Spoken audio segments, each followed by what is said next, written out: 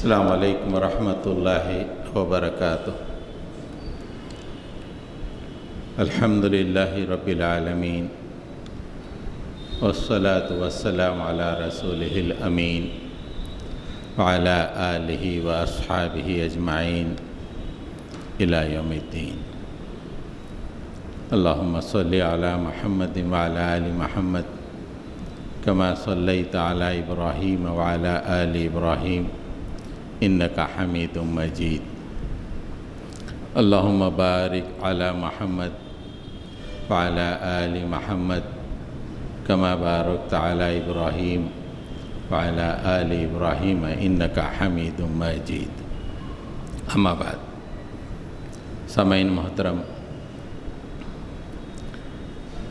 سیرت النبی صلی اللہ علیہ وسلم اور حقوق انسانی، سب سے پہلے ہم یہ جاننے کی کوشش کریں گے کہ حقوق انسانی کیا ہے اور یہ اس پہ گفتگو کیوں شروع ہوئی۔ دنیا کے مختلف ممالک میں انسان اپنے ہی طرح کے انسانوں پہ ظلم کرتے تھے، رنگ کی بنیاد پر، نسل کی بنیاد پر، لینگویج کی بنیاد پر، مذہب کی بنیاد پر، اور پھر جنگوں میں کوئی قوم فتح یاب ہوتی تو مفتوح قوم کے ساتھ بہت ہی برا معاملہ کیا جاتا، انہیں اسیر بنایا جاتا، قتل کیا جاتا، طرح طرح کی تعذیب سے انہیں دوچار کیا جاتا۔ اور کچھ ممالک میں حکومتیں اس ملک میں رہنے والی اقلیتوں کے خلاف طرح طرح کے ظلم کے رویے، ان کی مذہبی آزادی کو چھیننا، ان پہ ظلم کرنا، اس طرح کا معاملہ چل رہا تھا، اور یہ معاملے گزشتہ 300 سال سے چل رہے ہیں۔ اس سے پہلے جب دنیا میں اسلام کا غلغلہ تھا، مسلمانوں کی حکومت تھی، اللہ کی کتاب اور رسول کریم صلی اللہ علیہ وسلم کی سنت کی اہمیت تھی، تو انسانی حقوق کی پامالی ہوتی تو تھی، لیکن اتنے بڑے پیمانے پہ نہیں ہوتی تھی۔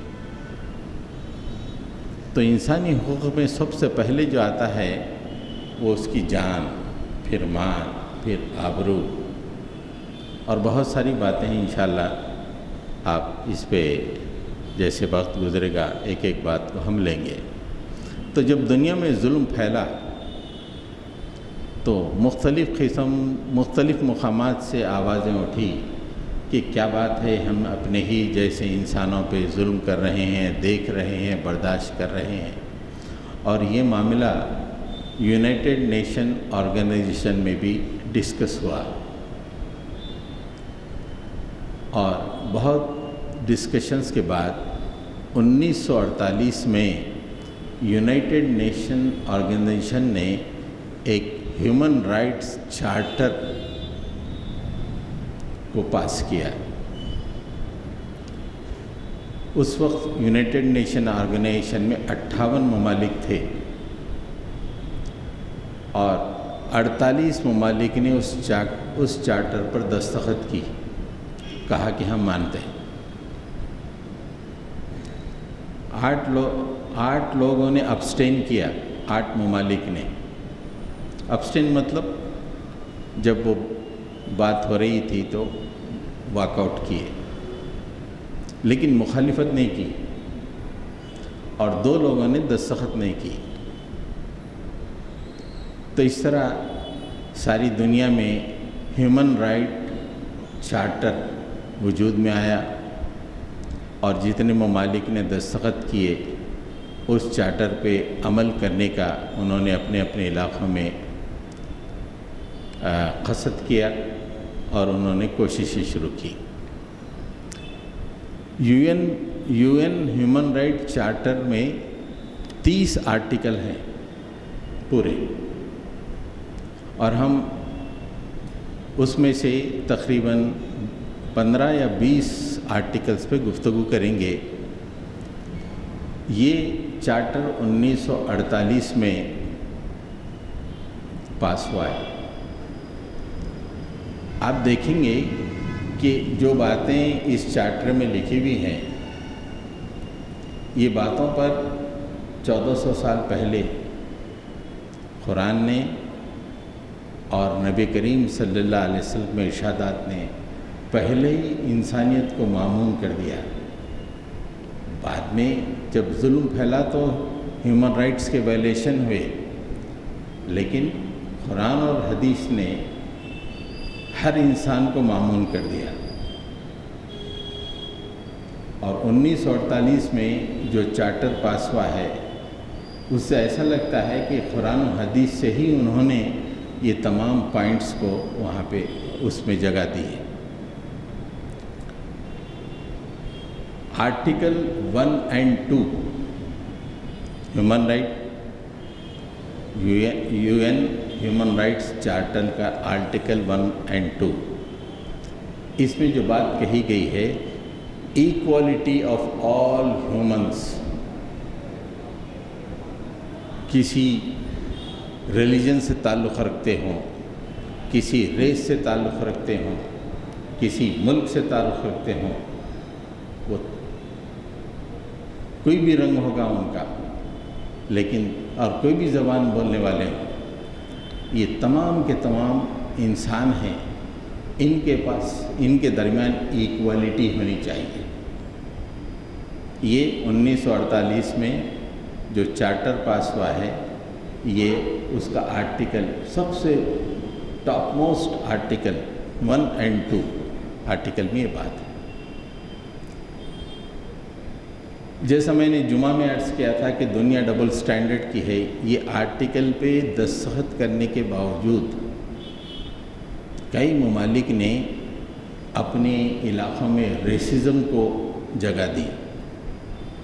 آج بھی یورپ میں دیکھیے، امریکہ میں دیکھیے، ریسزم اپنی چوٹی پر ہے۔ گورا پولیس مین کالے کو ایک معمولی غلطی کی وجہ سے قتل کر دیتا ہے، مار دیتا ہے۔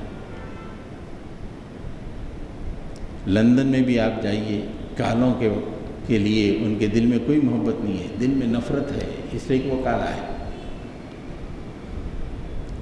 1400 سال پہلے اللہ تعالیٰ نے اور نبی کریم صلی اللہ علیہ وسلم نے پوری دنیا کو ایک کانسیپٹ دیا۔ وہ کانسیپٹ یہ تھا کہ پوری ہیومینٹی ایکول ہے، ایک ہے۔ یا ایھا الناس اتقوا ربکم الذی خلقکم من نفس واحدہ وخلق منها زوجها وبث منهما رجالا کثیرا ونساء۔ اور یہ تخاطب، یہ خطاب کیا گیا، یا ایھا الناس، اے انسانوں، اے آدم کے اولادوں، ہم نے تم کو ایک نفس واحد سے پیدا کیا ہے۔ اللہ سے، اس رب سے ڈرو جس نے تم کو ایک نفس سے پیدا کیا اور اسی سے اس کی بیوی بنائی، اور پھر ساری دنیا میں ان دونوں کے ذریعے سے بہت سارے مرد اور عورت پھیلا دیے۔ یہ کانسیپٹ وحدت آدم کا کانسیپٹ، کہ پورے انسان، وہ افریقہ کے کالے ہوں، امریکہ کے گورے ہوں، جاپان کے چپٹے ہوں، ہندوستان کے دراوڑ ہوں، سب کا باپ ایک باپ کے پورے بیٹے، ایک وحدت آدم کا تصور۔ نہ ہی یہ تصور دیا گیا، بلکہ اس کو پریکٹیکلی آج بھی آپ حج کے موقع پہ دیکھیں، کالے گورے ہر رنگ کے لوگ، ہر ریس کے لوگ وہاں پہ جمع ہوتے ہیں، اور کوئی ڈسکرمنیشن نہیں ہوتا کہ تو کالا ہے ذرا دوسری سب بنا لے، کوئی ڈسکرمنیشن نہیں ہے۔ یہ 1400 سال سے دنیا میں یہ پیغام دیا گیا ہے کہ تم ایک باپ کے اولاد ہو، اور اسی کے ذریعے سے ہم نے دنیا میں جو مرد اور عورت پھیلائے ہیں بہت سارے پھیلائے ہیں، لیکن تمام کی نسل کو ڈھونڈتے چلے جاؤ تو ultimately you will end up with only one father, ایک باپ، اور ایک ہی باپ کے بیٹے ہوتے ہوئے تمہارے دلوں میں دوسروں کے لیے نفرت۔ یہ تصور آج آپ کہو equality of human race, equality of humans, یہ بات تو قرآن نے بہت پہلے کہہ دی ہے۔ ایکوالٹی کا قرآن میں ایک اور کانسیپٹ ہے۔ اکثر لوگ یہ کہتے ہیں کہ وحدت آدم کا کانسیپٹ جو ہے یہ ایکوالٹی کا کانسیپٹ ہے، لیکن ایک اور جگہ اللہ تعالیٰ نے بڑی لطیف بات کہی، ذُرِّيَّةً مَّنْ حَمَلْنَا مَعَ نُوحٍ۔ دنیا میں جو انسانیت پھیلی ہوئی ہے وہ ان لوگوں کے بچے ہیں جو نوح علیہ السلام کے ساتھ کشتی میں بچائے گئے۔ پوری دنیا تباہ ہو گئی، دنیا میں پوری انسانیت ختم کر دی گئی، صرف چند لوگوں کو اللہ تعالیٰ نے کشتی میں بچایا، اور اس کے بعد سے ان لوگوں سے جو نسل پھیلی ساری دنیا میں پھیل گئی۔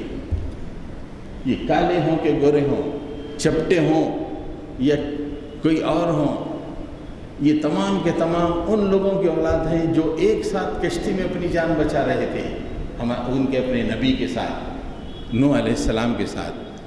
ایک ساتھ جان بچانے والوں کی اولاد تم آج ایک دوسرے کی جانیں لیتے ہو، یہ کیا کانسیپٹ ہے؟ دیکھیے، ذُرِّيَّةً مَّنْ حَمَلْنَا مَعَ نُوحٍ، سورہ بنی اسرائیل میں ہے، بنی اسرائیل کے بارے میں کہا گیا، لیکن یہ تمام انسانیت پہ لاگو ہوتا ہے۔ سورہ یاسین میں بھی اللہ تعالیٰ نے اس کا تذکرہ فرمایا ہے۔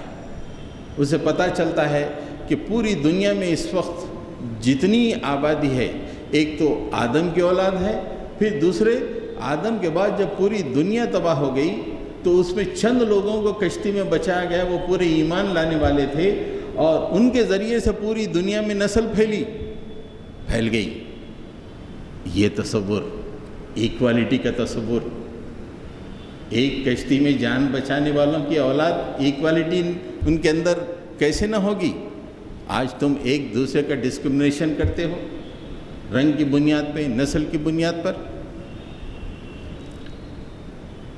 یہ جو کانسیپٹ قرآن مجید سے ملتا ہے اتنا بیوٹیفل اور شاندار ہے کہ اگر قرآن مجید کے سائے میں آ جاتے ہیں تو ہر نسل کا آدمی یہ سمجھتا ہے کہ میرا اور تیرا باپ ایک ساتھ کشتی میں سوار تھے، یا میرا اور تیرا باپ ایک ہی ہے آدم کا، تو بھی میرا بھائی ہے، میں تیرا بھائی ہوں۔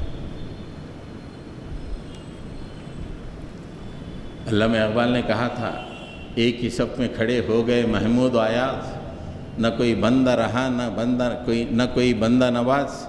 ہم 5 وقت دنیا کے سامنے یہ تصویر پیش کرتے ہیں کہ یہ ہے ایکوالٹی۔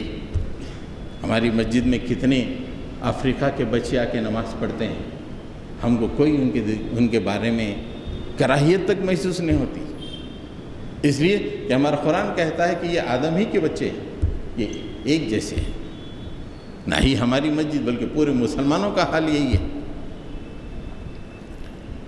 حجۃ الوداع کے موقع پر جو اللہ کے نبی صلی اللہ علیہ وسلم نے باتیں ارشاد فرمائی،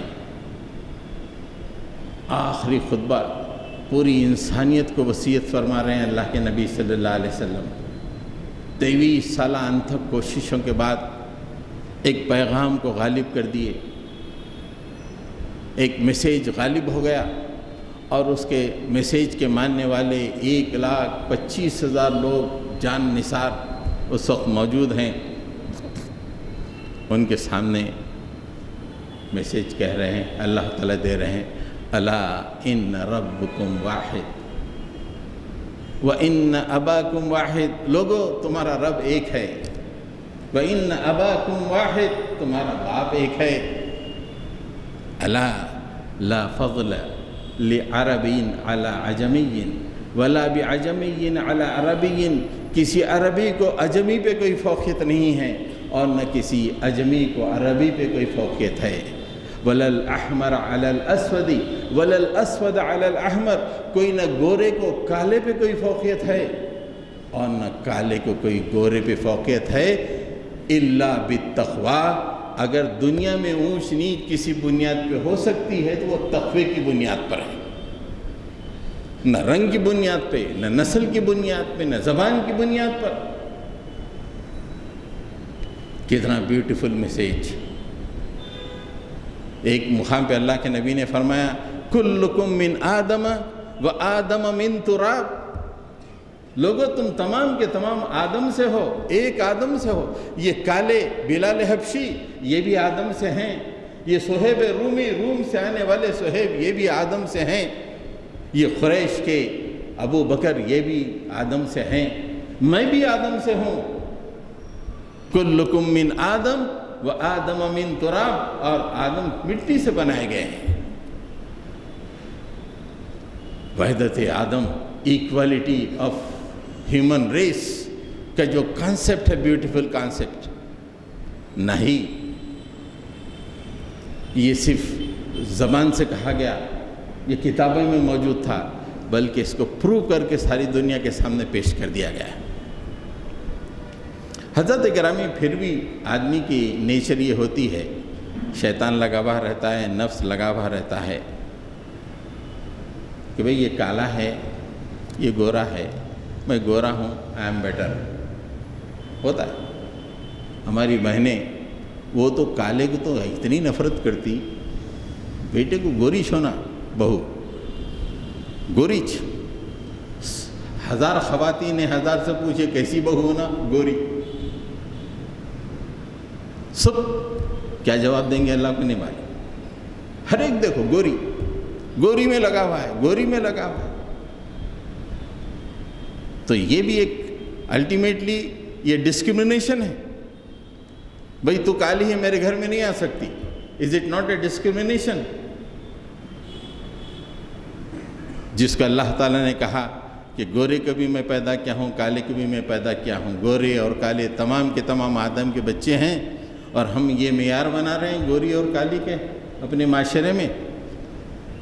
تو ایک تصور کہ بھائی گورا ہم جو ہے ایک آتا، ایک نفسیاتی پہلو ہے اس میں، لیکن اللہ تعالیٰ اس نفسیاتی پہلو کا بھی علاج کر دیے، اتنا بیوٹیفلی اس کا علاج کر دیے۔ یہ کالا ہے، اس کو کالا مت سمجھو، یہ گورا ہے، اس کو گورا مت سمجھو۔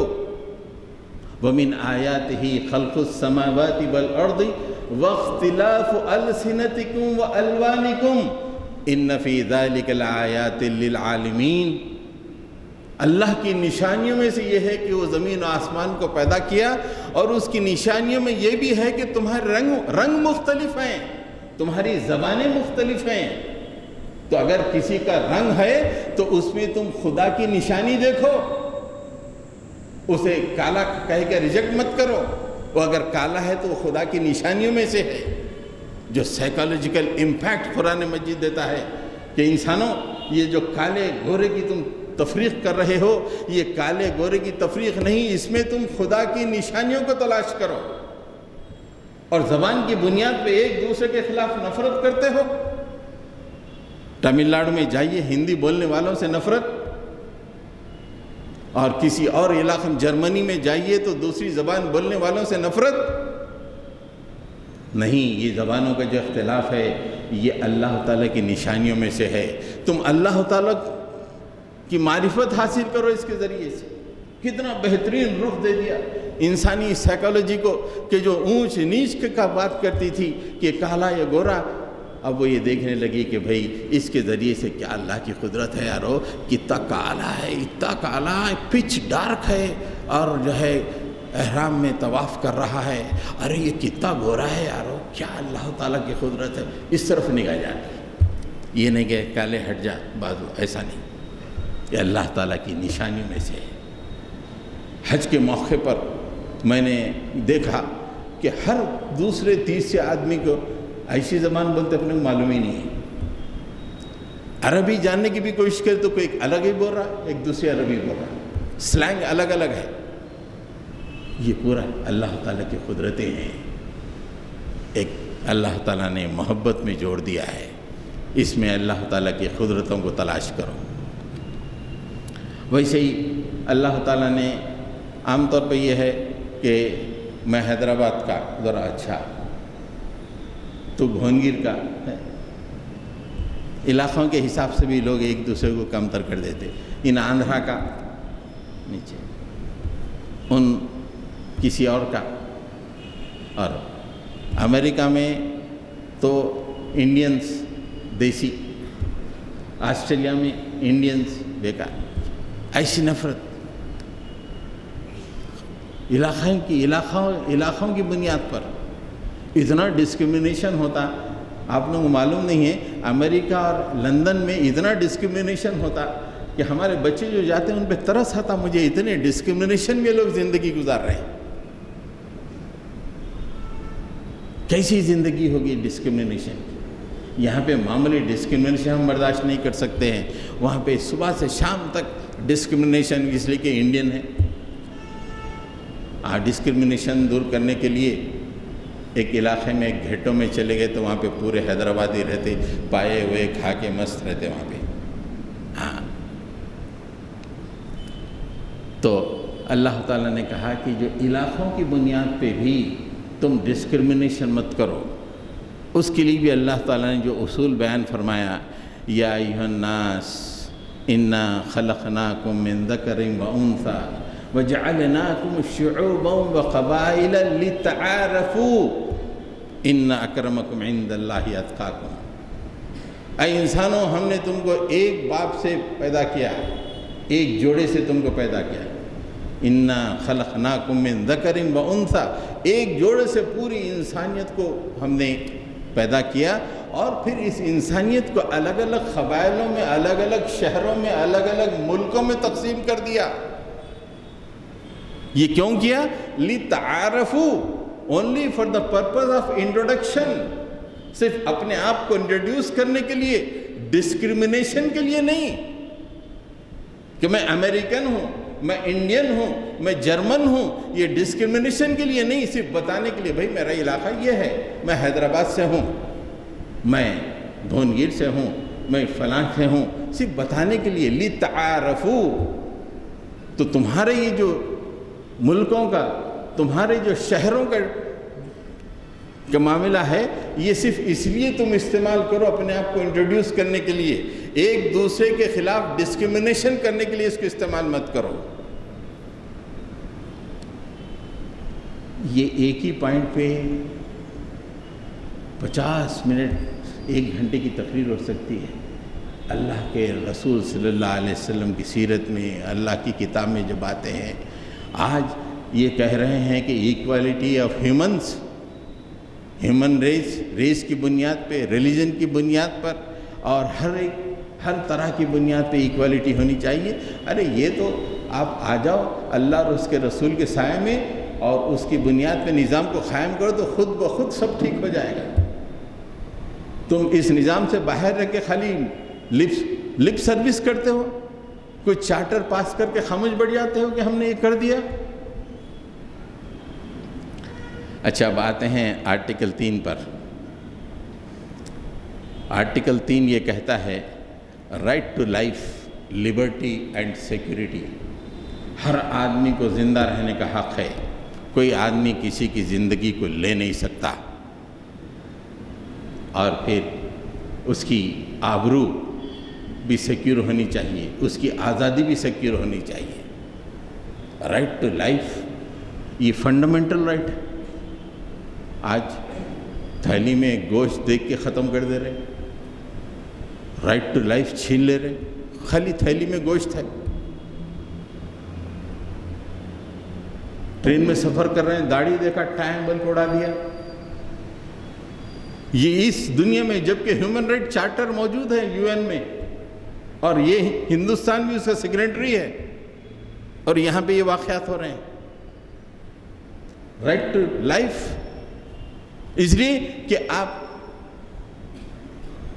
اس کو اکاؤنٹیبلٹی سے نہیں جوڑ رہے ہیں، اس کو صرف لپ سروس لکھ دیے ہیں، بہت واہ واہ ویری گڈ، اس کے لیے کوئی اکاؤنٹیبلٹی نہیں ہے دنیا میں، نہ قانونی اکاؤنٹیبلٹی ہے، نہ مرنے کے بعد اللہ کے سامنے پیش ہونے کی اکاؤنٹیبلٹی ہے. یہ دو اکاؤنٹیبلٹیز بھی نہیں ہیں. جب کسی چیز کی اکاؤنٹیبلٹی نہ ہو تو صرف لپ سروس ہو جائے گی. واہ واہ کیا اچھا قانون ہے. قانون تو کتابوں میں رہتا ہے لیکن معاشرے میں نہیں ہوتا. قرآن مجید میں جو انسان کی لائف کی تحفظ کی بات اللہ تعالیٰ نے فرمائی، وَلَا تَقْتُلُوا النَّفْسَ الَّتِي حَرَّمَ اللَّهُ إِلَّا بِالْحَقِّ وَمَنْ قُتِلَ مَظْلُومًا فَقَدْ جَعَلْنَا لِوَلِيِّهِ سُلْطَانًا فَلَا يُسْرِفْ فِي الْقَتْلِ إِنَّهُ كَانَ مَنْصُورًا. کسی جان کو ہم نے محترم قرار دے دیا. آدم کی تمام اولاد کی جانیں محترم ہیں، الا یہ کہ اس نے کسی کا قتل کیا ہو یا زمین میں فساد پھیلایا ہو. یہ دو معاملات کو چھوڑ کر ہر انسان کی جان محترم. اگر اس نے کسی کا قتل کر دیا تو اس کی جان محترم نہیں رہتی. اگر اس نے زمین میں فساد پھیلا دیا، قتل و خون کر دیا، لوٹم لاٹ کر دیا، پلنڈرنگ کر دیا، پھر اس کی جان محفوظ نہیں ہوتی. اسلامی نقطہ نظر سے یہ دو کام نہیں ہیں تو ہر انسان کی جان محترم. وَلَا تَقْتُلُوا النَّفْسَ الَّتِي حَرَّمَ اللَّهُ إِلَّا بِالْحَقِّ. لوگو انسان کی جان کا احترام کرو، اسے قتل مت کرو. اگر کسی نے غلطی سے کوئی قتل کر دیا، یہ قرآن کے نزول کے زمانے میں یا اس سے پہلے یہ ہوتا تھا کہ ایک کا قتل، پھر اس کے بعد دوسرے کا قتل، پھر اس کے بعد تیسرے کا قتل، ایک کے بعد قتل، یہ کنٹینیو چلتا رہتا تھا. اور آج بھی دیکھیے گینگ وار جو ہوتی ہے، ایک قتل ہوا، کچھ دن کے بعد وہ گینگ نے دوسرے کو قتل کیا، پھر تیسرا، کنٹینیوس پروسیس چل رہا ہے. تو اللہ تعالیٰ نے روک لگا دی. تمہارا قتل ہوا، تمہارے کسی آدمی کا اس کے ولی کو ہم نے حق دے دیا ہے اور اس کا مقدمہ چلے گا اور اسے فیصلہ ملے گا. اس کو ہم نے سلطان دے دیا ہے. فلا یسرف فی القتل. قتل میں اسراف مت کرو، قتل کی کنٹینیوٹی مت کرو، ایک دوسرے کو قتل مت کرو. کیا خوبصورت اور بہترین قانون قرآن مجید کا ہے. ایک اور مقام پر تو اللہ تعالیٰ نے فرمایا اتنی شاندار بات، تم ایک آدمی کو ختم کر کے سمجھتے ہو کہ میں نے ایک آدمی کو ختم کیا. ارے نادان، تو نے پوری انسانیت کا قتل کر دیا ہے. It is equivalent to the murder of total humanity. It's not a murder of just one person. من قتل نفسا بغير نفس أو فساد في الأرض فكأنما قتل الناس جميعا ومن أحياها فكأنما أحيا الناس جميعا.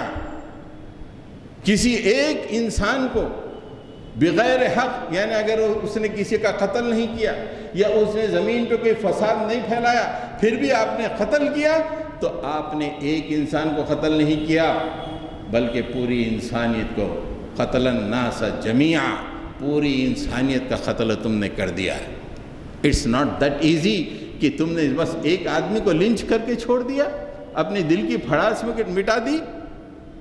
اگر ایک آدمی کو تم نے زندگی بخشی،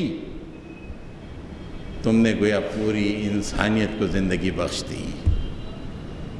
ایک چھوٹا کیا اسلام چھوٹے چھوٹے اعمال کو کتنی بلندی تک پہنچا دیتا ہے. چھوٹے چھوٹے اعمال. ومن احیایا فکأنما احیا الناس جميعا. پیچھے سے ایمبولینس آ رہی ہے، پی پی پی پی پی پی کرتے ہوئے، جلد سے جلد دواخانہ پہنچنا ہے. آپ کی گاڑی اس کے سامنے موجود ہے، آپ نے تھوڑا سا لیفٹ کو لے کے اسے جگہ دے دی. فَكَأَنَّمَا أَحْيَا النَّاسَ جَمِيعًا. یہ چھوٹا کام نہیں ہے، تم نے پوری انسانیت کو زندگی دے دی.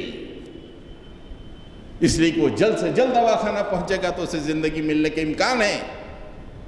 ایک چھوٹے سے کام کو اللہ تعالیٰ نے کہاں سے کہاں پہنچا دیا. یہ اسلامی تعلیمات بظاہر تو بہت چھوٹے لگتے ہیں.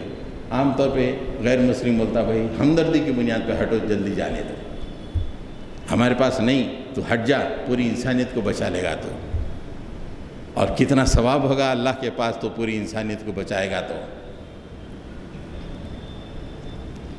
حضرت گرامی، اللہ کے نبی صلی اللہ علیہ وسلم نے آرٹیکل جو 3 میں یہاں پہ یہ بات کہی گئی کہ right to life, liberty and security, یہ تینوں باتوں کو اپنے حجۃ الوداع کے موقع پر ایڈریس فرمایا۔ ایک آدمی کی زندگی کس طرح سیکیور ہے، اس کی آبرو سیکیور ہے۔ اللہ کے نبی صلی اللہ علیہ وسلم نے حجۃ الوداع کے موقع فرمایا، لوگوں آج کون سا دن ہے؟ صحابہ کرام بڑے متعجب ہوئے کہ کیوں پوچھ رہے ہیں، شاید آج کے دن کا کوئی نام رکھنا چاہتے ہیں۔ صحابہ کرام نے پوچھا، اللہ اور اس کے رسول بہتر جانتے ہیں۔ لوگوں کیا آج یوم النحر نہیں ہے؟ قربانی کا دن نہیں ہے؟ ہاں اللہ کے رسول، آج یوم النحر ہے۔ لوگوں یہ کون سا مہینہ ہے؟ صحابہ نے کہا کہ شاید اس مہینے کا نام اللہ کے نبی صلی اللہ علیہ وسلم بدلنا چاہتے ہیں۔ فرمایا اللہ اور اس کے رسول بہتر جانتے ہیں۔ کیا یہ ماہ حرام ذوالقعدہ نہیں ہے؟ ہاں اللہ کے نبی، یہ ماہ حرام ذوالقعدہ ہے۔ لوگوں یہ کون سا شہر ہے؟ which is this city؟ کون سا شہر ہے یہ؟ پھر صحابہ نے کہا کہ شاید اس شہر کا نام بدلنا چاہتے ہیں۔ تو آپ نے فرمایا کہ اللہ اور اس کے رسول بہتر جانتے ہیں۔ تو رسول اللہ نے فرمایا کہ کیا یہ شہر حرام مکۃ المکرمہ نہیں ہے؟ لوگوں نے کہا کہ ہاں۔ جب بات سمجھ میں آ گئی، آج کا دن کی اہمیت، آج کے مہینے کی اہمیت، آج کے اس شہر کی اہمیت، جب بات ٹوٹلی ذہن میں بیٹھ گئی تو اتنی شاندار بات اللہ کے نبی نے صحابہ کے ذہن میں بٹھائی کہ لوگوں، تمہاری جانیں، تمہارے آبروئیں، تمہارے مال ایک دوسرے پہ ایسے ہی حرام ہیں جیسے آج کا دن اس مہینے میں اور اس شہر میں حرام ہیں۔ 3 سیکورٹی رنگز ہر جان کے، ہر آبرو کے گرد اللہ کے نبی نے لگا دیے کہ جیسے حرام دن یوم النحر، حرام دن، حرام مہینے میں، حرام کا مطلب جس پہ خون نہیں بہایا جاتا، انسانوں کی زندگی کی احترام کیا جاتا ہے، حرام مطلب وہ ہوتا ہے۔ ہمارے پاس حرام کا بولے تو ایسا کوئی دوسرے معنی لیے جاتے۔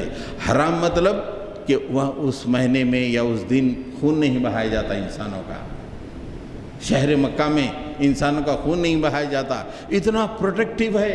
تو تمہاری جان، تمہارے آبرو، تمہارے مال ایسے ہی ایک دوسرے پہ حرام ہیں جس طرح آج کا دن اس مہینے میں اور اس شہر میں حرام ہے۔ کیا رائٹ ٹو لائف، ایک دم سیکیور۔ ارے اللہ کے رسول نے مجھے میری زندگی کے لیے 3 سیکورٹی رنگز فراہم کر دیے، اطمینان سے زندگی گزارے گا، وہ کوئی فکر نہیں ہے۔ یہ ہوتی ہے رائٹ ٹو لائف۔ حضرت گرامی، آرٹیکل 5 میں نو ٹارچر اینڈ کروئلٹی، کسی کے خلاف کوئی ٹارچر نہیں ہونا ہے، کسی کے خلاف کوئی ظلم یعنی کروئلٹی نہیں ہونی ہے۔ آپ دیکھیے کہ عام طور پہ پولیس کے طرف سے یہ بات بہت آتی ہے، مطلب پولیس کے بارے میں بہت بات آتی ہے کہ وہاں پہ ٹارچر بہت ہوتا ہے، اور جہاں پہ لوگ میجارٹی میں رہتے ہیں مائنارٹی پہ کروئلٹی کرتے ہیں، ظلم کرتے ہیں۔ اور یہ آرٹیکل کہتا ہے، article 5 of the human rights charter, کہ کسی فرد پہ ظلم نہیں ہونا چاہیے، اسے ٹارچر نہیں ہونا چاہیے۔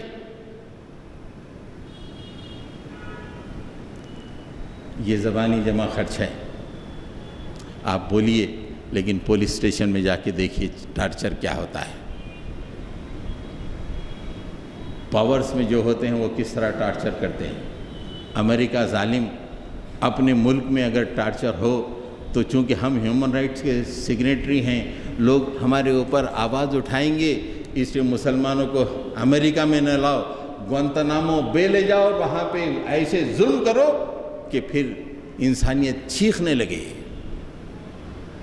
ایسے یہ طریقے اپنا رہے ہیں لوگ، کہ چلو میں ہیومن رائٹس چونکہ ذرا اس کو تھوڑا سا شرم والا ہے امریکہ، دوسرے ممالک میں شرم نہیں ہے، وہ شرم والا کہہ رہا ہے کہ اگر یہاں پہ آؤ تو میں ہیومن رائٹس کے سیکریٹری ہوں اور لوگ کہیں گے کہ بھئی یہیں پہ ایسے ظلم ہو رہے ہیں، تو جیل وہاں کہاں ہونا چاہیے؟ امریکہ میں نہیں، گوانٹانامو بے میں ہونا چاہیے، اور وہاں کی جو داستانیں سنیں گے تو آپ کو روح کام جاتی ہے۔ صحابہ کرام کی زندگیاں یاد آ جاتی ہیں کہ مسلمان کیسے وہاں پر زندگی گزارے ہیں گوانتانامو بے میں۔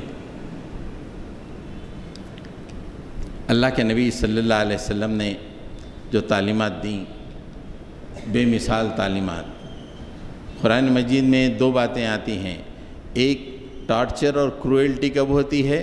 جب آدمی اپنے آپ کو مستغنی سمجھتا ہے، میرے کون پوچھنے والا ہے، کیا ہونے والا، کیا کا قانون تو میرے لیے موم کی ناک ہے، موڑ دوں گا۔ ان الانسان لیطغی ان رآہ استغنی، آدمی ظلم کرتا ہے، ان الانسان لیطغی، ظلم کی انتہا کر دیتا ہے، کیوں کرتا ہے؟ من استغنا، اپنے آپ کو مستغنی سمجھتا ہے، ارے میرے کو کون پکڑنے والا ہے یار، میں امریکہ ہوں، میرے کو کون بولنے والا ہے، میں گورنمنٹ میں ہوں، میں منسٹر ہوں، میں کمشنر ہوں، مجھے کون پوچھنے والا ہے؟ الرہا استغنا، اللہ تعالیٰ نے فوری ایک جھٹکا دے دیا، ان الی ربک الرجعی، اے ظالم آج نہیں تو کل تو میرے سامنے پہنچنے والا ہے، فوری اکاؤنٹیبلٹی لگا دی۔ اٹس ناٹ سو ایزی کہ ہم نے کچھ دن کے لیے تجھے پاور دے دیا اور تم نے ظلم اور کروئلٹی اور ٹارچر کیا، کل تم میرے پاس پہنچنے والے ہو۔ آپ دیکھیے پولیس والوں میں بھی وہ پولیس والے بہت ڈرتے رہتے، ارے کچھ کرے تو ہمارے بچوں کے ساتھ بھی ایسا ہوتا بلکہ ڈرتے رہتے وہ لگا کے۔ قانون مکافات بولتے اس کو، قرآن مجید میں بھی ہے اس کے تذکرے، لیکن کچھ الرہا استغنا، پیسے مل رہے ہیں، ترقیاں مل رہے ہیں، کر دیتے۔ دوسری وجہ جو اللہ تعالیٰ نے قرآن مجید میں ٹارچر اور ظلم کی بتائی ہے، استکبار، غرور، اس کے لیے بھی اللہ تعالیٰ نے فوری فرمایا کیا ہے؟ فَأَمَّا عَادٌ فَاسْتَكْبَرُوا فِي الْأَرْضِ بِغَيْرِ الْحَقِّ وَقَالُوا مَنْ أَشَدُّ مِنَّا قُوَّةً، قوم عاد اتنی زبردست قوم عاد کے بارے میں اللہ تعالیٰ فرماتا ہے انہوں نے زمین میں تکبر کیا، بغیر حق، بغیر حق کے بغیر انہوں نے زمین میں تکبر کیا، اور کہا ہم سے زیادہ کون طاقتور ہے رے؟ آج جیسے امریکہ بول رہا ہمارے سے زیادہ کون طاقتور ہے؟ قالوا من اشد منا قوہ، تو اللہ تعالیٰ نے فوری جھٹکا دے دیا، اولم یروا ان اللہ الذی خلقکم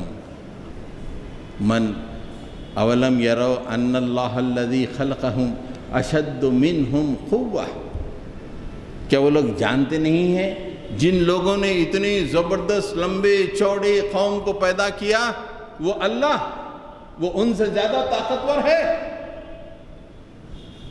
یہ تصور جو دیتا ہے آدمی کے ذہن میں ٹارچر اور ظلم کا تصور ختم ہو جاتا ہے کہ اللہ تعالیٰ دنیا میں بھی مجھے مشکلات سے دوچار کر سکتا ہے کہ میں جس پہ قابو پانا چاہتا ہوں اس سے بڑا اللہ میرے اوپر اس سے زیادہ قابو رکھتا ہے۔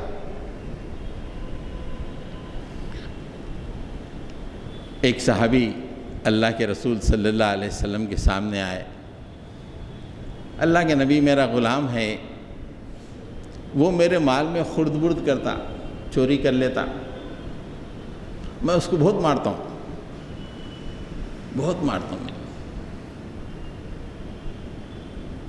میرا کیا معاملہ ہوگا اللہ کے رسول؟ اور ہم رہتے تو بھئی ذرا اچھا ٹھوکنا، آئندہ نہیں کرنا، بلکہ خرد برد کعبہ مارا، کاؤنٹر میں بیٹھ کے مار دیا، پیسے دینا تھا، اچھا بتی، یہ عام بات ہے، ہم بھی اترتے بولتے اچھا دیے، بہت اچھا کرے بھائی، یہ عام بات ہے۔ کس لیول پہ پہنچا دیں اللہ کے نبی صلی اللہ علیہ وسلم انسانیت کو، کس مقام پر؟ آدمی کانپنے لگتا ہے کچھ کرنے کے لیے۔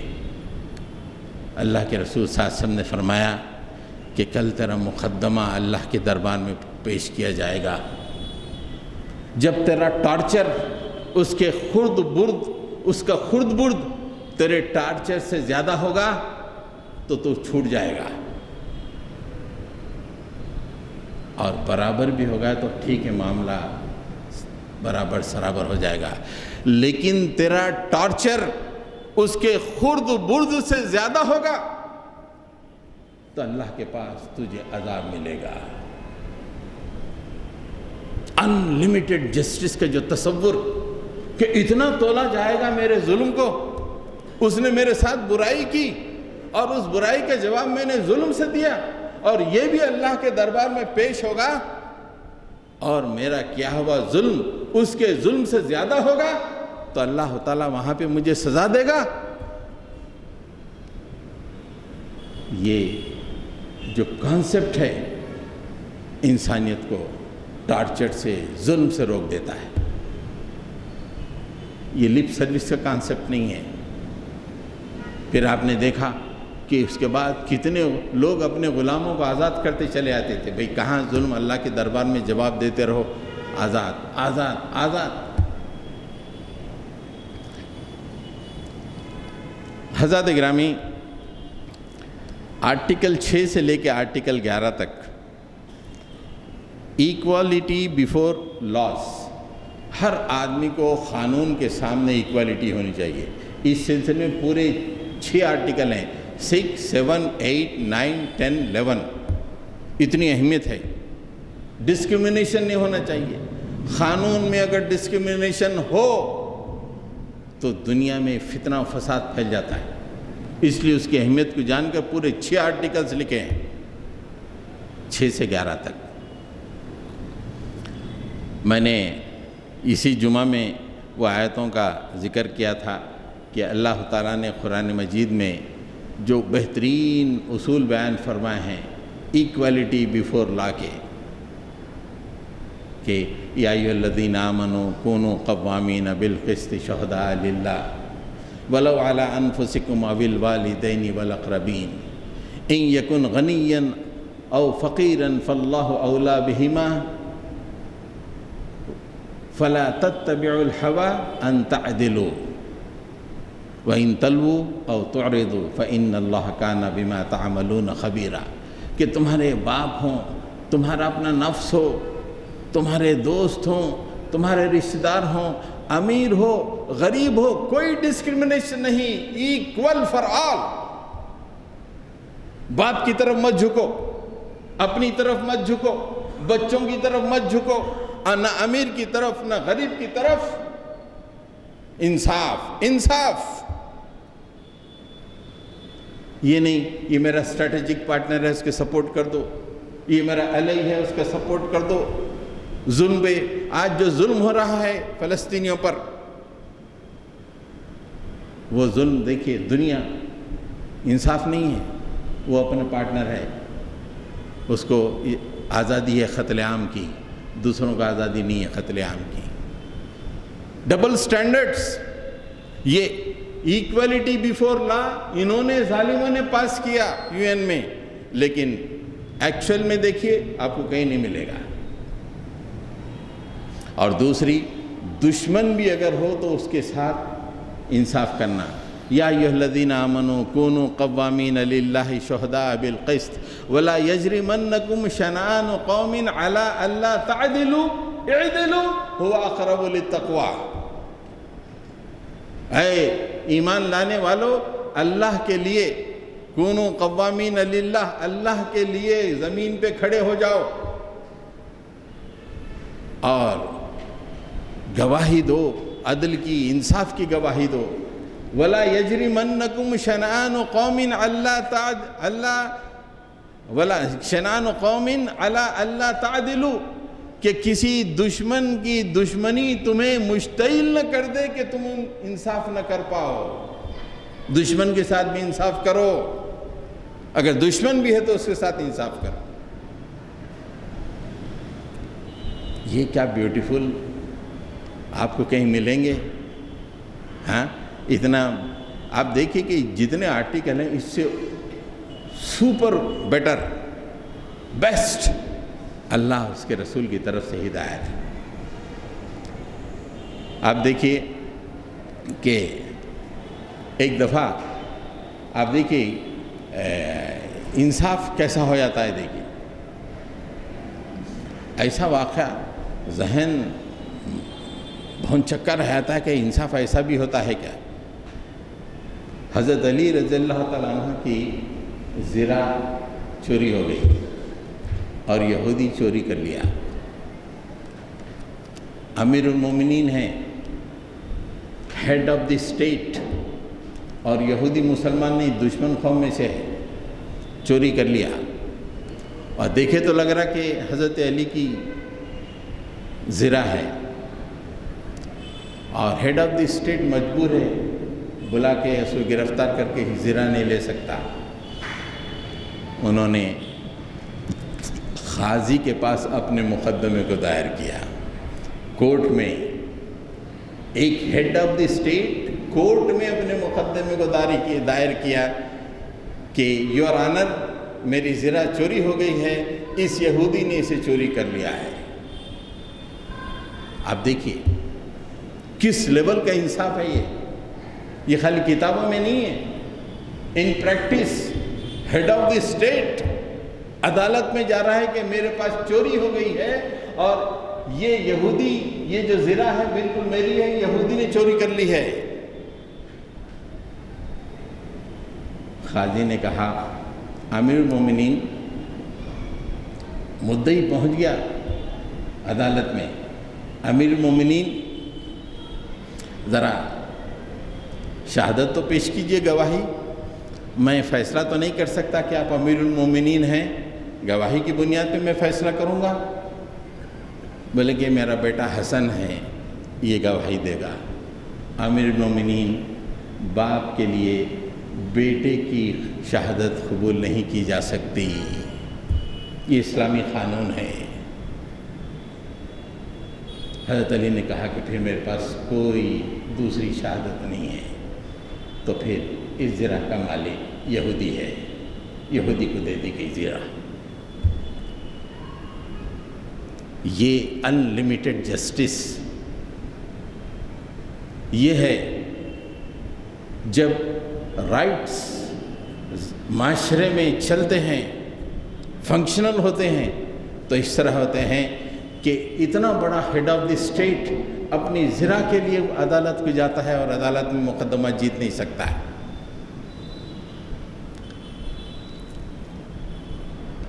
حضرات گرامی،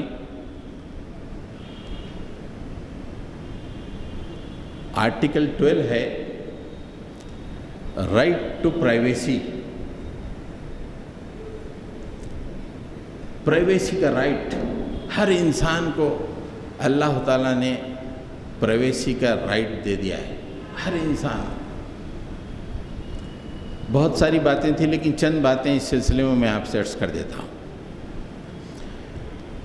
کہ ایک مقام پہ اللہ تعالیٰ نے فرمایا یا ایھا الذین آمنوا لا تدخلوا بیوتا غیر بیوتکم حتی یستأنسوا وتسلموا علی اہلہا، اے ایمان لانے والو کسی دوسرے کے گھر میں داخل نہ ہو جاؤ یہاں تک کہ تمہیں اجازت نہ دیں، اور گھر والوں پہ تم سلامتی نہ بھیج دو، سلام نہ کر دو۔ یہ کوئی پولیس رہن دو، حکومت رہن دو، کوئی بھی رہن دو، جب تک اجازت نہ دے گھر میں داخل نہیں ہونا۔ پرائیویسی دیکھیے آپ، اور گھر والوں پہ سلامتی، میری طرف سے نہ تمہاری جان لی جائے گی نہ تمہارا مال لیا جائے گا، سلامتی ہو تم پر۔ سلام کا مطلب یہ ہوتا ہے کہ you are secure from me, you are total safe from می۔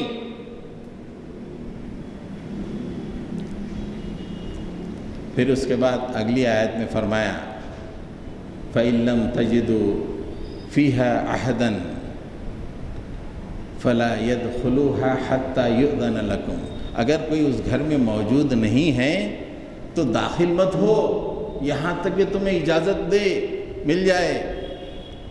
اس کے بعد جو کانٹے کی بات کہی پرائیویسی کی، وَإِن قِيلَ لَكُمُ ارْجِعُوا فَارْجِعُوا، اگر تمہیں کہا جائے کہ میں ملنا نہیں چاہتا بھائی تم چلے جاؤ، چلے جاؤ، هُوَ أَزْكَىٰ لَكُمْ، یہ تمہارے لیے بہتر راستہ ہے۔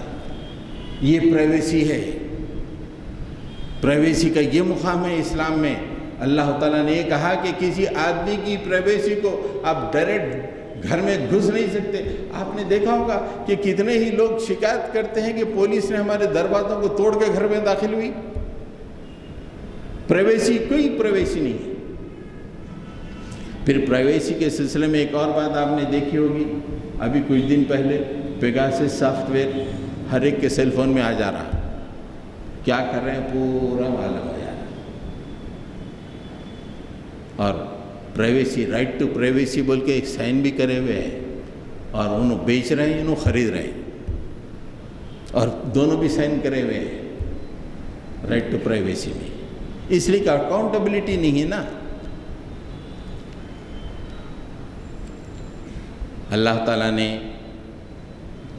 اس سلسلے میں کہا، یا ایھا الذین آمنوا اجتنبوا کثیرا من الظن ان بعض الظن اثم فلا تجسسوا ولا یغتب بعضکم بعضا، اے ایمان لانے والو تم بدگمانی مت کرو۔ پرائیویسی کب ختم ہوتی ہے؟ جب دوسرا آدمی بدگمانی کرنے لگتا ہے، ٹوہ میں لگ جاتا ہے، پیگاسس آ جاتا ہے۔ بدگمانی نہ ہو، یعنی اس سے بہت پہلے اللہ تعالیٰ نے روک دیا کہ بدگمانی مت کرو۔ اگر بدگمانی کرو گے تو یہ بہت بڑے گناہوں میں سے گناہ ہو سکتا ہے۔ اور اس کے بعد اگلی آیت میں فرمایا فلا تجسسوا، تم ٹوہ میں مت لگے رہو، ان کیا کر رہا، اس کے پیسے کہاں سے آئے، وہ زندگی کیا کر رہی، فلا تجسسوا۔ ٹوہ میں لگنا اللہ کے نبی صلی اللہ علیہ وسلم کے حدیث میں یہ ہے کہ بہت بری باتوں میں سے ایک بری بات ہے۔ تو آدمی کی پرائیویسی ختم ہو جاتی ہے جب کوئی آدمی ٹوہ میں لگ جاتا ہے۔ تو پرائیویسی کو انتہائی ٹاپ لیول پہ رکھ دیا کہ گھر میں بھی آدمی اپنی پرائیویسی سے مزے لیتا رہے، اور عام حالات میں بھی کوئی اس کی ٹوہ میں نہ لگے۔ ایک اور جگہ اللہ تعالیٰ نے فرمایا کہ وَلَا تَقْفُ مَا لَيْسَ لَكَ بِهِ عِلْمٌ، جس چیز کا تمہیں علم نہیں ہے اس کے پیچھے کیوں پڑ رہے ہو؟ پیگاسس لگا کے نیا علم کیوں حاصل کر رہے ہو؟ یہ کوئی دوسرے طریقے سے جو ہے آپ انٹیلیجنس حاصل کر کے اس کی نئی معلومات کیوں لے رہے ہو؟ جب کسی چیز کی تم کو معلومات نہیں ہے تو اس کے پیچھے مت پڑو۔ کیا کتنی مائنیوٹ بات، وَلَا تَقْفُ مَا لَيْسَ لَكَ بِهِ عِلْمٌ، جس کا تم کو معلومات نہیں ہے اس کے پیچھے کیوں پڑو؟ ایک صاحب نے گاڑی لے لی، بھائی ٹھیک ہے آپ کو معلومات ہی نہیں ہے، کہاں سے آیا، کدھر سے آیا، اتنی گاڑی کہاں سے لی، یہ کہاں سے آیا، اس کی ضرورت ہی نہیں ہے۔ اس کے بعد جو بات اللہ تعالیٰ نے فرمائی کہ اٹس ناٹ سو ایزی، آپ ٹوہ میں لگ گئے اور مزے میں بریانیاں بھی کھا لیے، دعوتیں بھی کھا لیے، چل دیے۔ اللہ تعالیٰ نے فرمایا کہ نہیں، ان السمع والبصر والفؤاد کل اولئک کان عنہ مسئولا۔ تجسس کے لیے اور لوگوں کی پرائیویسی کو ختم کرنے کے لیے جو تم نے کانوں کا استعمال کیا، جو تم نے آنکھوں کا استعمال کیا، جو تم نے دل کا استعمال کیا، ان تمام سے قیامت کے دن اللہ کے پاس جواب ہوگا، جواب دہی کی جائے گی۔ ایک ایسا معاشرہ وجود میں آ گیا، ہر آدمی اپنی پرائیویسی میں مست محفوظ دکھائی دیتا تھا۔ حضرت ابراہیم آرٹیکل 16 میں خاص بات یہ آئی ہے کہ میں ذرا جلدی چلتا ہوں آگے۔ میں بس یہ چاہ رہا ہوں کہ آپ یہ اپریشیٹ کیجئے کہ یہ 1948 کا ہے، اور آپ دیکھیں گے قرآن اور حدیث میں اس سے بہتر اصول آپ کو ملیں گے، اور پوری اکاؤنٹیبلٹی کے ساتھ ملیں گے، اور ہم اس کو ہیومن رائٹ چارٹر فلاں بڑے خوش ہیں، اور ہمارے قرآن اور حدیث سے جو باتیں اس سے کیا ہے ہم کو معلوم ہی نہیں ہے۔ خالی واٹس ایپ پہ آج کل کچھ آ جا رہا، وہ معلوماتی وہی فائنل ہو گئے ہیں۔ عام طور پہ یہ بات مشہور ہو رہی ہے کہ واٹس ایپ یونیورسٹی کے گریجویٹ ہے کہتے ہیں. ہاں رشتہ آیا, بچہ کیا پڑھا ہوا ہے, واٹس ایپ یونیورسٹی کا گریجویٹ ہے. یہ کہاں ہے؟ نہیں, رات بھر جاگتے رہتا نہ ہوں وہی کرتا. یہ ہے پورے مسلمان اس وقت بچے واٹس ایپ یونیورسٹی کے گریجویٹ ہیں. آرٹیکل 16 کیا کہتا ہے ہیومن رائٹ چارٹر کا؟ Full consent of spouses for marriage. Marriage کے لیے دونوں کا کانسنٹ, رضامندی بے انتہا ضروری ہے بول رہا. یہ کون؟ یونٹ چارٹر بول رہا. اسلام تو 1400 سال پہلے ہی یہ بتا دیا. حنفی مذہب میں جب تک نکاح منعقد نہیں ہوتا جب تک کہ لڑکی راضی نہ ہو. آپ دیکھتے ہوں گے بیٹھے ہوئے ایک دوسرے سے کتنا پیسہ مل رہا ہے, کیا ہے فلاں, کیوں؟ قاضی صاحب بھی انتظار کرتے رہتے. لوگ جا کے رضامندی لینا چاہتے لڑکی کی, دستخط لانے. لڑکی بولی میرے کو میں راضی نہیں ہوں, نکاح نہیں ہوتا. لڑکا تو راضی ہو کے آتا, لیکن لڑکی اگر بولی کہ نہیں میرے کو یہ پسند نہیں ہے لڑکا, کتنا مہر دے رہا؟ لاکھ. نہیں میرے کو 2 لاکھ ہونا, نہیں تو نہیں کرتی. وہ اس کا حق ہی چھین لے رہے ہیں لڑکی کا. ہم باپ لڑکی سے پوچھ رہی نہیں بیٹا مہر کیا ہونا تیرا, انیش طے کر دے رہا.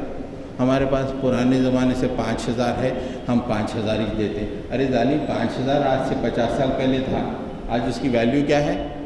نہیں ہمارے پاس مہر فاطمی چل رہا ہے. کہتے ہیں کیا نالائقی ہے, اللہ کے پاس کیا جواب دیں گے؟ یہاں پہ سیکیور ہے, لڑکی کی رضامندی کے بغیر شادی نہیں ہو سکتی. لڑکی کی رضامندی ضروری ہے, اور لڑکی کے لیے جو مہر ہے, مہر اس کو لڑکی فکس کرے کہ میرا مہر اتنا ہونا ہے, اتنا ہے تو میں شادی کرتی. یہ اسلام کا طریقہ ہے. حضرت عمر فاروق دیکھیے آپ آزادی کیسی ہوتی ہے. یہ عورت, یہ میرج کی جو اس میں یہ بات مجھے یاد آ گیا. حضرت عمر فاروق رضی اللہ تعالیٰ عنہ کے زمانے میں عورتیں مہر بڑھا دیے, میرے کو اتنا ہونا, میرے کو اتنا ہونا. بچے جو ہے اتنا مہر نہیں دے سک رہے تھے.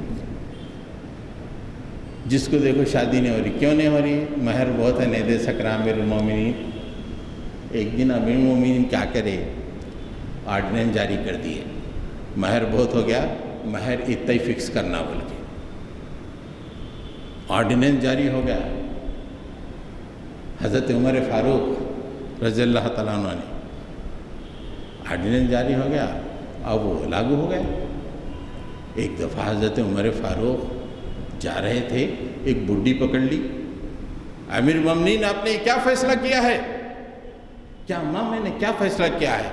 اللہ اور اس کے رسول نے ہمارا حق دیا ہے, تو آپ کون ہیں وہ حق کو ختم کرنے والے؟ اللہ اور اس کے رسول نے ہم کو حق دیا ہے ہمارے مہر کا, اسے کم کرنے والے آپ کون ہوتے ہیں؟ جو ہی اس بوڑھی عورت نے امیر المومنین سے کہا, فوری آ کے اس آرڈیننس کو کینسل کر دیا اور کہا کہ ایک بوڑھی عورت بھی عمر سے زیادہ علم رکھتی ہے. یہ ہوتا ہے آزادی. ہیومن رائٹس یہ ہوتے ہیں جس میں عورت بھی پوچھ سکتی ہے کہ میرے حق کو تم کیسے ختم کر سکتے ہو. تو آرٹیکل 19, بیچ میں دوسرے بھی آرٹیکل ہیں غیر اہم ہیں یا اسی کے بارے میں ہیں. آرٹیکل 19 میں یہ ہے کہ freedom of opinion and expression. Freedom of opinion and expression جو ہے اسلام میں ہے, لیکن اس کے ساتھ رائڈر ہیں. الگ الگ طبقوں کے لیے الگ الگ فریڈم آف ایکسپریشن ہیں.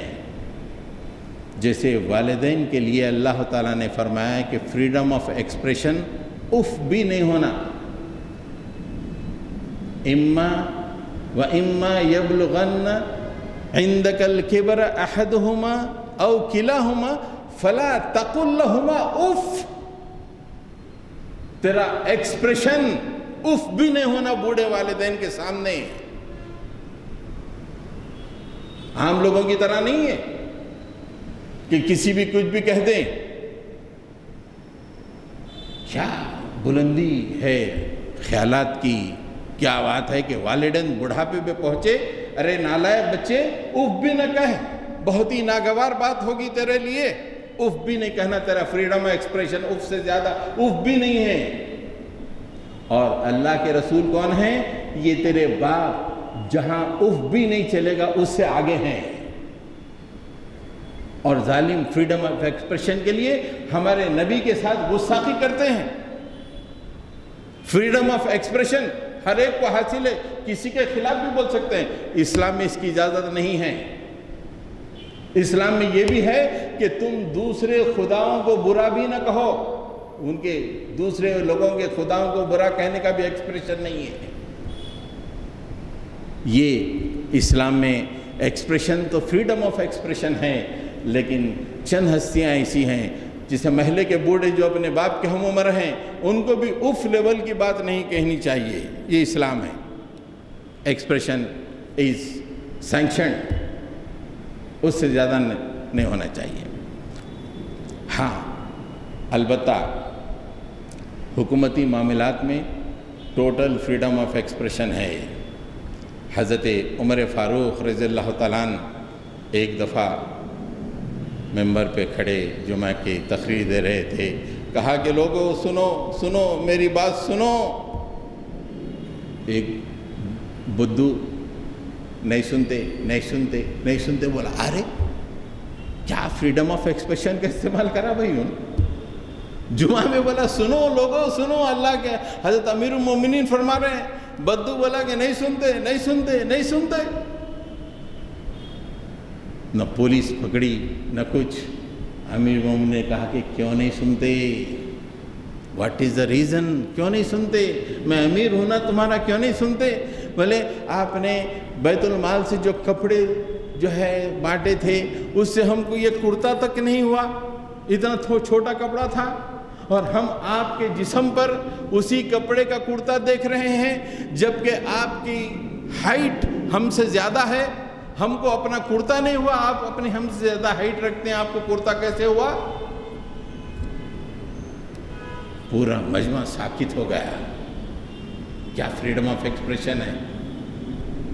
یہاں بول رہے ہیں پی ایم کیئر فنڈ میں نو کوشچن آسکڈ ہے، کہتے پی ایم کیئر فنڈ میں آر ٹی آئی نہیں ہے، نو کوشچن آسکڈ، وہاں پہ خالی کپڑا کرتا، لوگ سمجھ میں آیا کہ بھائی میرے کو نہیں کرتا ہو رہا، ان کی تو ہائٹ زیادہ ہے اور ان کو کیسے کرتا ہوا؟ کیا فریڈم آف ایکسپریشن ہے؟ حضرت عمر بن خطاب رضی اللہ تعالیٰ عنہ نے کچھ نہیں کہا، عبداللہ اس کا جواب دو، اس آدمی کا جواب دو۔ کھڑے ہو گئے، یہ لوگوں بیت المال میں جو کپڑا آپ کو بھی ملا تھا مجھے بھی ایک کپڑا ملا تھا، اور میرے والد کو بھی وہی کپڑا ملا تھا ایک، میں نے اپنے کپڑے کو باپ کو دے دیا ہے، یہ دو کپڑوں کا انہوں نے کرتا بنا لیا ہے۔ بات سمجھ میں آ گئی۔ بدھو نے کہا کہ ٹھیک ہے اب بولیے، آپ بولیے، ہم اطاعت کرنے کے لیے تیار ہیں، اب ہم اطاعت کریں گے، آپ بولیے، جو بولیے ہم اطاعت کرنے کے لیے تیار ہیں۔ دس از فریڈم آف ایکسپریشن۔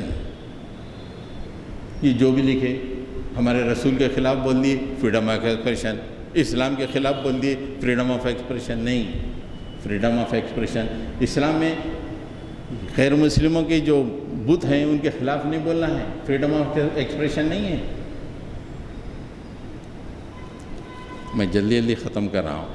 اب آرٹیکل 20 زیادہ لمبے بھی نہیں، تھوڑے تھوڑے ہیں۔ Freedom of peaceful assembly, peaceful assembly, لوگ جمع ہونا پیسفلی، کوئی جھگڑا کرنے کے لیے، فساد کرنے کے لیے نہیں، بلکہ پیسفل اسمبلی کے لیے آزادی ہونا۔ اب یہاں پہ کیا ہے؟ پیسفل اسمبلی نہیں، پولیس پرمیشن دینا ہے۔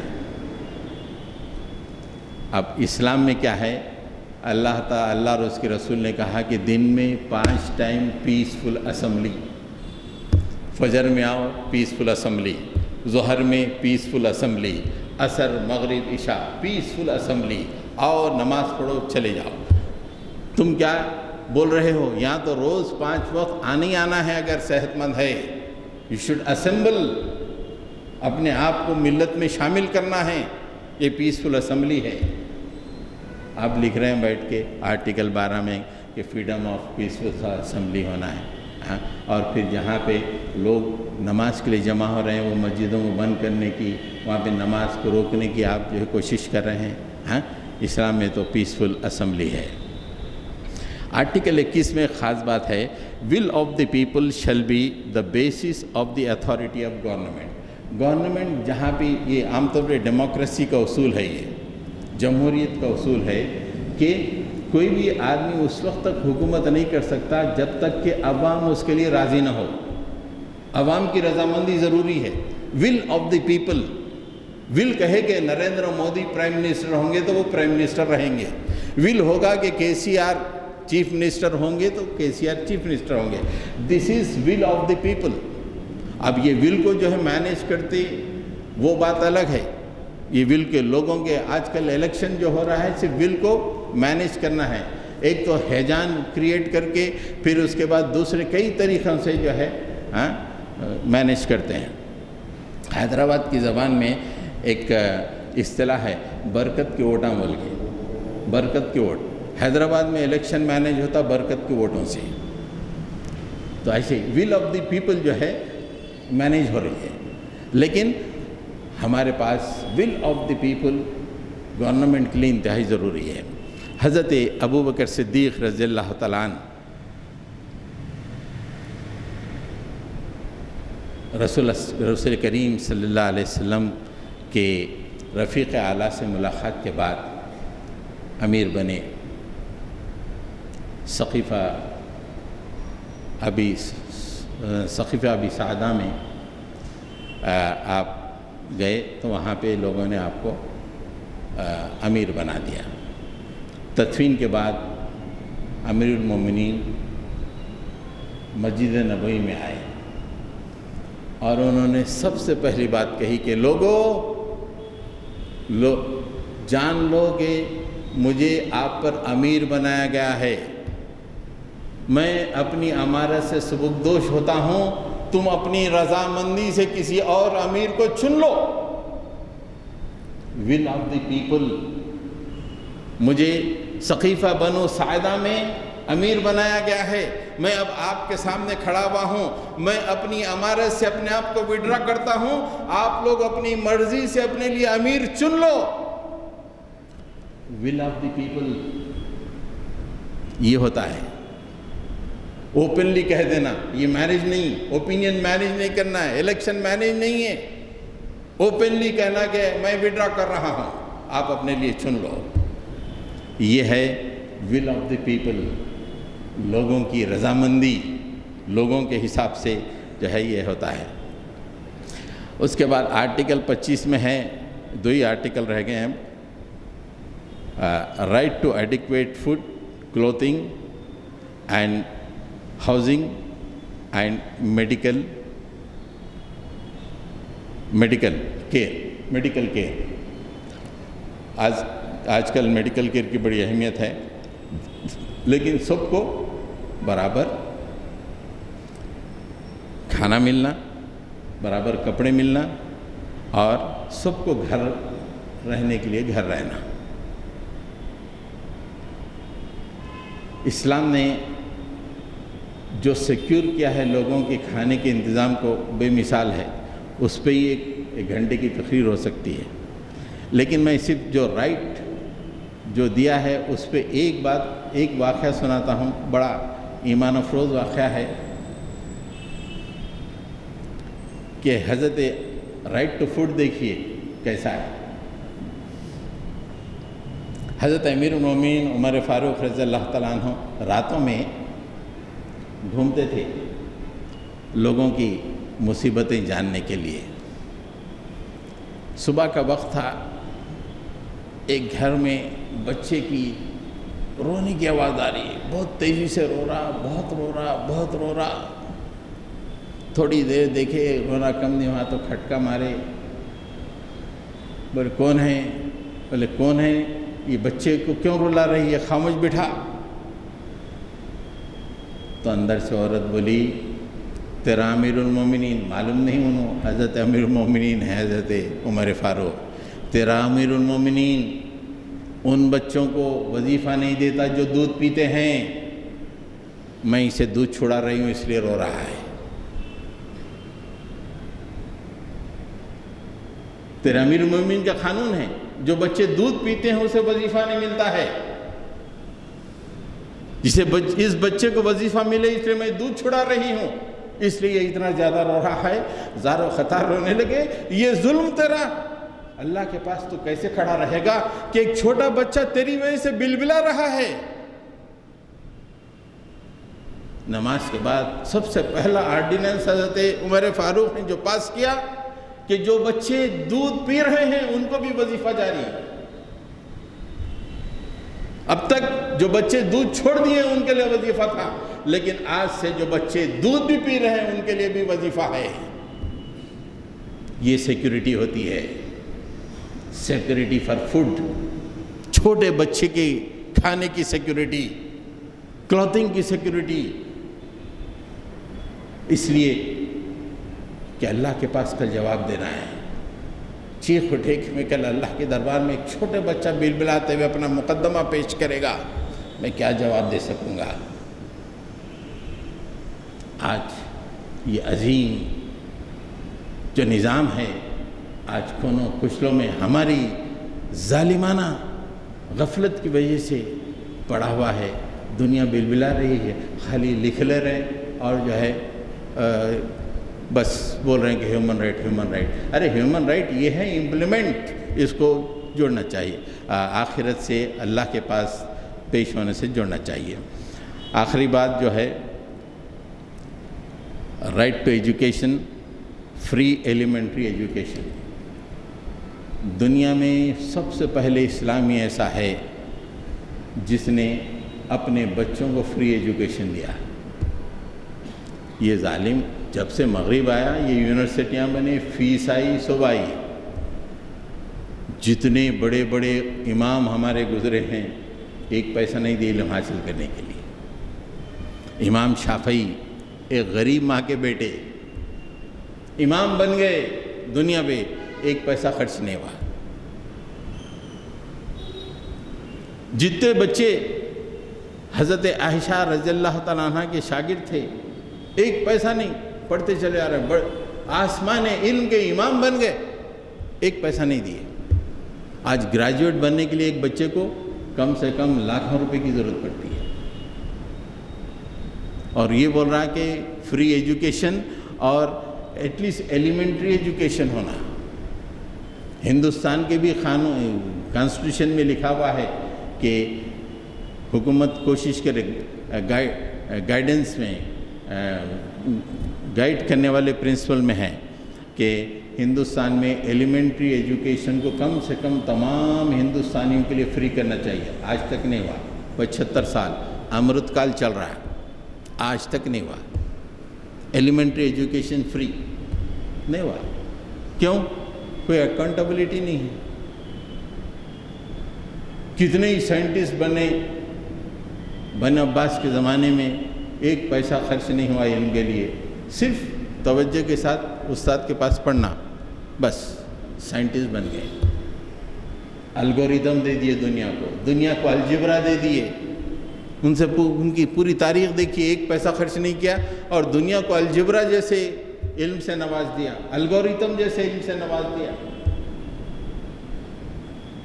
ایک خاتون تھی فاطمہ، دیکھیے فری ایجوکیشن کا کیسا اسلام میں کوشش کی، عورتیں بھی پارٹیسپیٹ کی۔ اس پہ اپنی بات کو ختم کرتا ہوں۔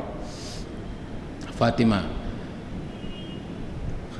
مالدار خاتون تھی، مالدار آدمی کی بیوی تھی، ان کو بہت مہر ملا تو انہوں نے یہ ڈیسائیڈ کیا کہ میرے اس مہر سے ایک یونیورسٹی بناؤں گی۔ الجیریا میں جو پہلی یونیورسٹیز دنیا کی بنی ہے اس میں سے ایک یونیورسٹی ہے، فاطمہ نامی مسلمان خاتون نے اپنے مہر سے یونیورسٹی بنائی، اور فری ایجوکیشن فار آل، اس میں سب کے لیے فری ایجوکیشن۔ یہ اسلامی دور ہے، جہاں پیسوں کی ضرورت نہیں ہے پڑھائی کے لیے، صرف شوق چاہیے تھا، لوگ جاتے تھے، سفر کرتے تھے، شوق سے استاد کے پاس جا کے ٹھہرتے تھے، استاد خود اپنی طرف سے کھانا کھلاتا تھا، مسافر بول کے کھانا کھلاتا تھا، احادیث پڑھاتا تھا، پھر وہاں سے روانہ کرتا تھا۔ تو حضرت گرامی یہ چند باتیں تھیں۔ آپ چارٹر دیکھیے پورا، میں تو 30 آرٹیکلز میں سے صرف 15 یا 16 پہ آپ کے سامنے تھوڑی روشنی ڈالا۔ آپ دیکھیے پورے چارٹر میں، دیکھیے کہ اس سے بہتر اصول ہمارے پاس اسلام میں ہیں۔ ہاں، سیرت طیبہ آپ دیکھیں کہ جو ہیومن رائٹس ہیں ایک دم آسمان پہ ہیں، نہ ہی صرف کتابوں میں ہیں بلکہ امپلیمنٹیبل، ہر چیز کو لوگوں نے امپلیمنٹ کیا اور آج بھی امپلیمنٹ ہو سکتے ہیں۔ ہمیں کوشش اس بات کی کرنی چاہیے کہ اس کی جانکاری ہم خود حاصل کریں اور دنیا کو اس کا پیغام پیش کریں کہ لوگوں یہ ہوتے ہیں صحیح ہیومن رائٹس، اس کے مطابق دنیا کے نظام کو چلانا چاہیے۔ اس کے لیے ہمارے رسول کے قدموں میں آؤ اور پوری دنیا میں جو ہے ایک بہتر پرامن لائف کے لیے راستے کو ہموار کرو۔ رب اغفر ورحم انت خیر الراحمین۔ صلی اللہ تعالیٰ علی محمد وعلی آلہ و اصحابہ اجمعین برحمتک یا ارحم الراحمین۔